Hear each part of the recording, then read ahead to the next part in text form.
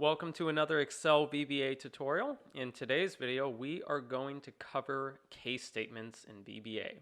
So with case statements, we have another way to add conditions into our programs. So they're kind of like if statements, but they have a little bit more readability to them and they operate a little bit differently, and there's some kind of pros and cons that come along with them. Now this video is going to be broken into two parts. The first part, we're going to actually go over more of the concept and the syntax. And then in the second part, we'll go into actual examples in VBA. So let's get started. Okay, so what is a case statement? When a user wants to execute a group of statements depending on the value of an expression, then switch case is used. Each value is called a case, and the variable is being switched on based on each case. Case else statement is executed if the test expression doesn't match any of the case specified by the user. So in other words, if it doesn't have any matches, then the case else statement will execute. How do they work? If the expression matches any case expression, the statement following the case clause are executed up to the next case clause. Or if we're on the last clause, it's up to the end select keyword. So that might seem a little foreign at this point, but when we see the syntax, it'll make a little bit more sense. But at this point, all I want you to know is we now have a framework where if we have a variable and we want to match that variable to a particular case and then execute some code based on that match, we now have a framework that does that. So here's the syntax of a case statement. It always starts out with the select case keyword, and then we have the test expression. So it's usually a variable, or it can be a number, or it can be a string. It's a lot of different things it can be. But at this point, it's usually just some kind of variable or some kind of expression that we're testing. And then for each of the actual cases in our select case statement, they're representing a match. So if the variable matches this, that would be the expression. And then we have some statements that go below the case expression that will execute if that match occurs. Now, we can have as many cases as we want, and we can have 5, 10, 100, really doesn't matter, but this is the framework.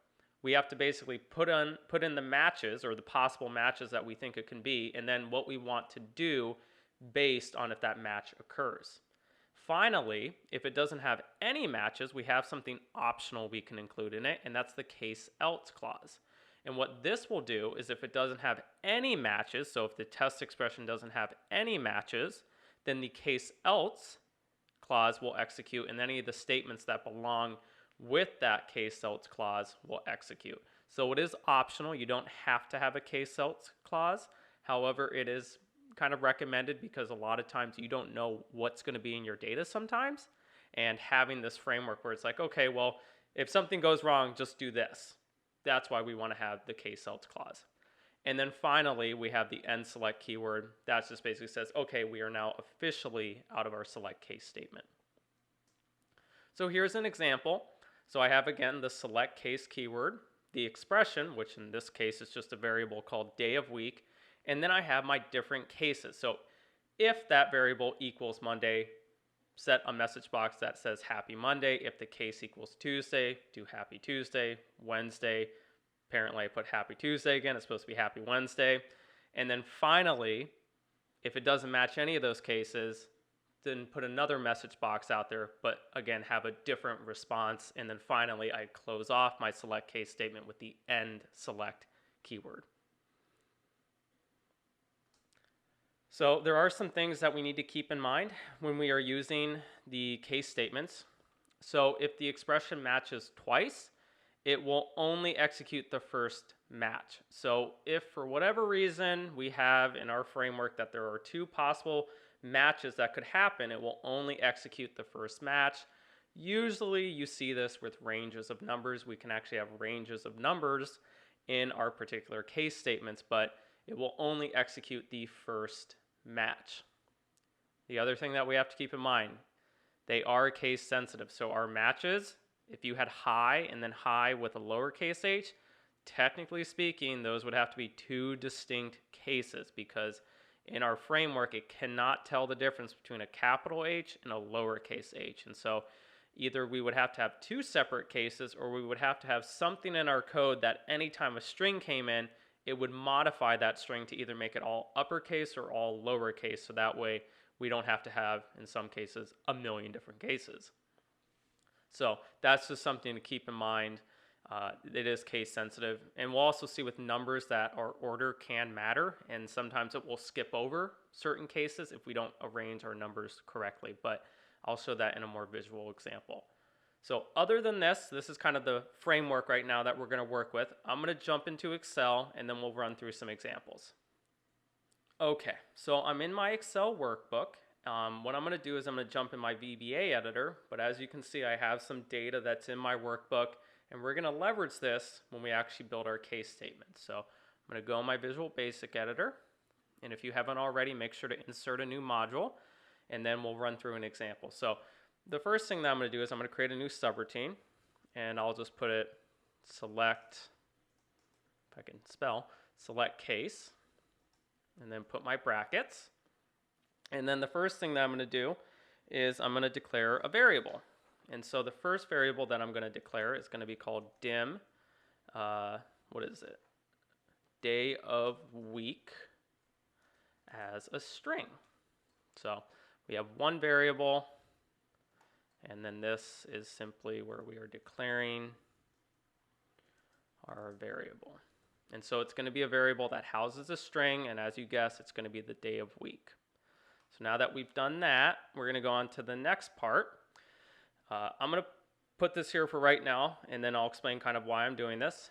Select starting cell of loop, and that just simply will be the active sheet dot range, and then I believe it is B3, and we want to actually select that cell. So that will be the starting point of our loop.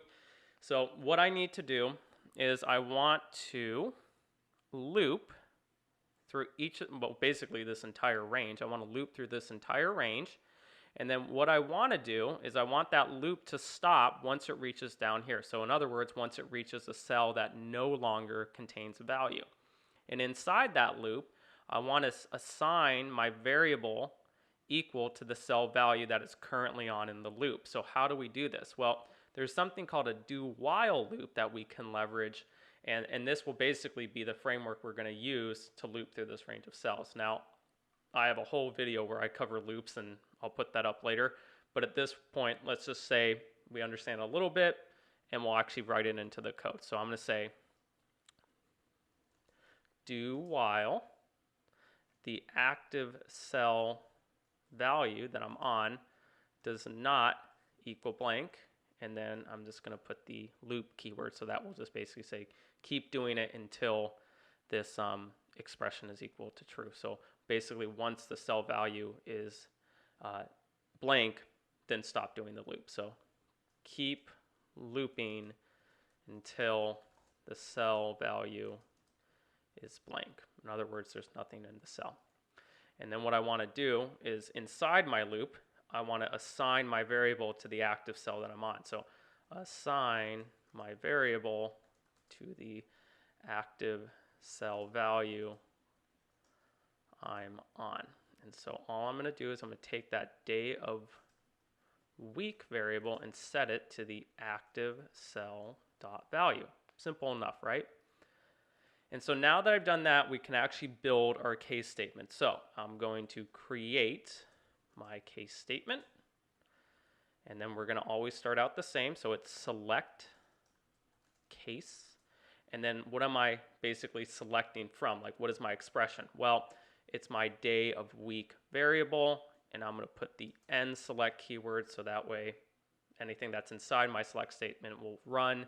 Otherwise, it's part of the different part of the program. So what I'm going to do is I want to say, okay, well, the case that it equals Monday, I want you to take the active cell that you're on. I'm going to call the offset. And then what I'm going to do is I'm going to say, okay, don't go down a row, just go one column to the right, and then simply change that value equal to good. So really all this is doing is it's saying, well, whatever cell you are in the loop, just go one over to the right and then set that cell value equal to the value that I specify in my case. And so there's going to be a couple of these.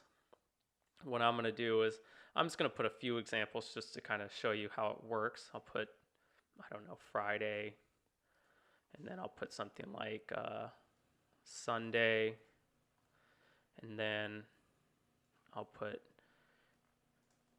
neutral, and then I'll put this one as bad. And so I'm going to adjust my screen so that way you can see it in a second. But there's actually one more thing that we have to do before we run this code, because if we run it now, Excel will crash, and there's a very particular reason.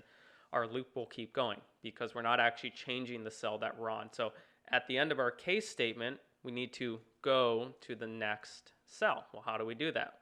Well, we take the active cell that we're on, and again, I'm going to call the offset property, and I'm just going to go down one row. I'm not going to adjust my columns, and then all I want to do is select that cell. So I'm going to move this over and snap it into place, and let's see what we get when we run it. Okay, so it worked just like we were expecting. It looped through all of these cells, and then if the case matched Monday, it was good. If it matched Friday, it was neutral, and if it matched Sunday, it was bad. So for the most part, it worked just like we were expecting. But as you can kind of tell too, we have kind of a situation because some of these values don't have any values with them. And so really, I would kind of like a framework if I wanted to kind of deal with this situation. So I really should add a case else, because if there's a case that I haven't dealt with, I want to handle those situations too. So what I can do is if I do case else, what I can just take this code that I already have up here, copy it, and then put it down here. And I'll just put something, no data provided. And so if I run this now it fills in the blanks because they weren't part of a case, so that it just resorted to the case else section and followed the statements that belong to that one. Now, say there were multiple values that I wanted to associate with good. Well, if I want to do that, I just have to pass through a comma and then put through the values that I want to belong to that. So in this case, I want Tuesday and Wednesday to also be associated with good. And then I want the Friday and Saturday to be associated with good. And then I'll say something, maybe I want Thursday to be associated with bad. So basically how we read this is if the case equals Monday or Tuesday or Wednesday, then simply set the active cell to the right of it, set that value equal to good. And so if I run this now it's dealt with it in the same way, but now we're dealing with multiple cases within a particular case. So hopefully that makes sense. If we want to operate and we can, in a sense, have multiple values associated with the same case, we just use a comma and we put those ones in there. Now this is more for strings. When we go to numbers, we'll see that we actually got to do something a little bit different. So that's what we're going to do next. Okay, let's do a range of numbers. So I'm just going to actually take this and I'm going to put it down here. And I'll make sure to change this a little bit. And so now I'm actually going to start at a D3. So this range over here, because now I'm going to deal with numbers. And with this one, what I'm going to do is I'm going to change a couple of things. I'm going to first change this, my variable name, to score. And then I've got to change it wherever I had it before. So I'm going to change that to score. And I'm going to change this to score. And then with this one, we're going to kind of demonstrate how to use operators and a particular range of cells. So what we can do is if I say case is, this is what we do if we have operators. So the case is greater than 90, then I want you to put good. And then from here, I'm going to start doing a range of numbers. So I'm going to say, okay, well, if the range is from 79 to 90, then that's neutral. And then what I'm going to do from here is I'll say, okay, well, if it's from, I have to do math in my head, 69 to 78, that will be considered bad. And I'm going to just do one more case. And I'll say anything really that's less then 68, that's basically a bad situation. So in this situation, we would just say, okay, anything that's less than 68 is, we'll put really bad. It's probably not the best thing to say, but so be it. And then again, we have our case out situation. So if it doesn't match any of these, then it would just simply go to the default, which is no data provided. So if I run this now, let's see what we get. Oh, got to change my subroutine. Range. Perfect. So this is how we want to basically build our case statement when we're working with a range of numbers. If we're using an operator, then it's case is and then the operator. If it's a range of numbers, then we use the to keyword. And we can actually use the to keyword when we're dealing with strings. But this is kind of a little bit of a, some people kind of scratch their head over this one because it's not necessarily intuitive when you first look at it. But it does come in handy, especially, like I said, if we're working with strings. But say, for example, I'm just going to delete this. I have to do alphabets in my head, and I have to think for a second. We will do from Friday to Monday. So this is kind of interesting. If we use strings along with the to keyword, it's basically saying the alphabetical range. And really what we're saying is any string that begins with F all the way to M in a sense. So if we alphabetically arranged our words, if they fall within that range of F to M, then it would be associated with good. So if I run this now, we'll find that it's going to change all these ones, and most of them are going to actually be very different now. I did it again. Range string. Perfect. So, well, this kind of wasn't a good example because I think there's only 2. I will do till Thursday. I think that will be a little bit more realistic. So Friday to Thursday. Perfect. Do you see what happened here? Wednesday, well, that's W, so that's not taking part of it. And then Tuesday, well, it stops at THU. Just do the kind of alphabet in your head. This one's TU, so it doesn't fall within that range. But any other word that falls within this alphabetical range will be associated now with this particular case. So it does come in handy. I haven't used it very often, but it is nice to know if we want to work with strings and we want to work with a range of strings. This is kind of how we would build this. Something else I do want to explain with this. So say, for example, I put 90 to 79. This is technically incorrect because we want the lowest number to be on the left side and then the highest number to be on the right side. So if we run this, we'll find that really it won't populate correctly. So where is it? Yeah, this one. So this before was neutral. Well, now it's simply no data provided because it doesn't match that case. That case doesn't make sense anymore. So we have to be careful when we do the range of numbers. We want to make sure the lowest number is on the left side and then the highest number is on the right side.